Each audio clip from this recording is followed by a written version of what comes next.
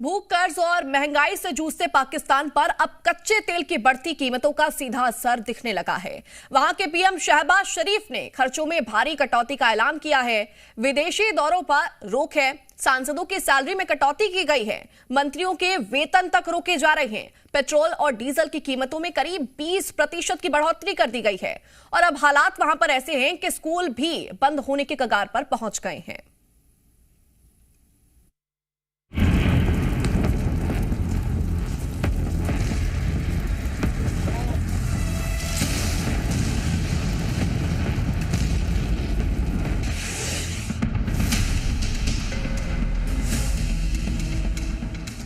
Middle east में तनाव अब खतरनाक मोड़ पर पहुंच चुका है। ईरान के खिलाफ इजराइल और अमेरिका ताबड़तोड़ हमले कर रहे हैं। वहीं ईरान भी इजराइल ही नहीं बल्कि अरब देशों में मौजूद अमेरिका के अलग अलग ठिकानों को निशाना बना रहा है। यानी जंग थमने की बजाय और ज्यादा घातक होती जा रही है, जिसका असर अब कई अन्य देशों पर पड़ने लगा है। जंग के दौरान कई अहम सैन्य ठिकानों के साथ ही तेल से जुड़े इंफ्रास्ट्रक्चर को भी निशाना बनाया जा रहा है। अमेरिका और इजराइल के हमलों से ईरान के कई तेल डिपो और भंडारण केंद्रों को नुकसान पहुंचा है, जिससे सप्लाई चेन प्रभावित होने का खतरा और बढ़ गया है। तेल भंडारण और ट्रांसपोर्ट नेटवर्क पर हमलों ने पूरी दुनिया की चिंता बढ़ा दी है, क्योंकि अगर मिडिल ईस्ट की सप्लाई प्रभावित हुई तो वैश्विक बाजार में कच्चे तेल की कीमतों में बड़ा उछाल आ सकता है और इसका असर अभी से दिखने लगा है। कच्चे तेल की कीमत $100 के पार पहुंच गई है और इस वजह से पाकिस्तान में हाहाकार मचा है।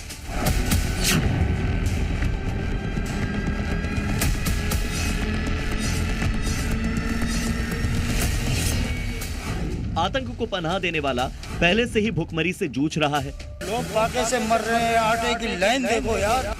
कई देशों के कर्ज के नीचे दबा हुआ है और ये पाकिस्तान है हमारा, इन्होंने बेड़ा गर्क कर दिया अवाम का, यकीन करो। और अब मिडिल ईस्ट में जारी जंग से उसकी हालत और ज्यादा खस्ता हो गई है। लोग खुदकुशियां कर रहे हैं, लोगों के खाने के लिए नहीं है यार। हालात ये है कि वहाँ ताला लगने की नौबत आ गई है। उन्होंने इसकी कीमत घटानी चाहिए क्योंकि गरीब अवाम बहुत परेशान है।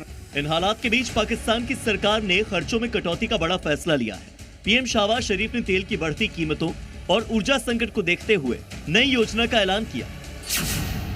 सरकारी गाड़ियों को 50% कम ईंधन मिलेगा। यही नहीं, 60% सरकारी वाहन चलेंगे ही नहीं।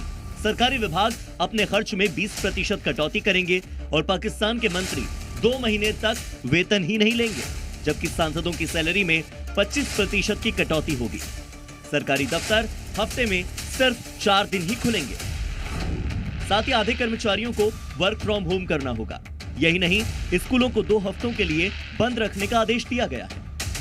नंबर 1, आइंदा 2 माह के लिए सरकारी महकमों की गाड़ियों को मिलने वाले तेल में 50% फिल फॉर कटौती की जा रही है, मगर इसमें एम्बुलेंसेस और अवामी इस्तेमाल वाली बसें शामिल नहीं हैं।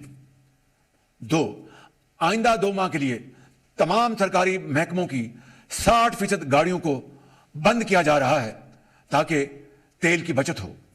नंबर 3, आइंदा 2 माह के लिए काबीना के अरकान, वज़रा, मशीरान और मावनीन खसूसी तनख्वाह नहीं लेंगे। नंबर 4, अरकान पार्लियामेंट की तनख्वाहों में से 25% कटौती की जा रही है। पाकिस्तान पहले से ही गंभीर आर्थिक संकट से गुजर रहा है। देश पर भारी विदेशी कर्ज है, महंगाई रिकॉर्ड स्तर पर है और आम जनता के लिए रोजमर्रा की जरूरतें पूरी करना भी मुश्किल होता जा रहा है। कई इलाकों में लोगों को खाने के लिए संघर्ष करना पड़ रहा है।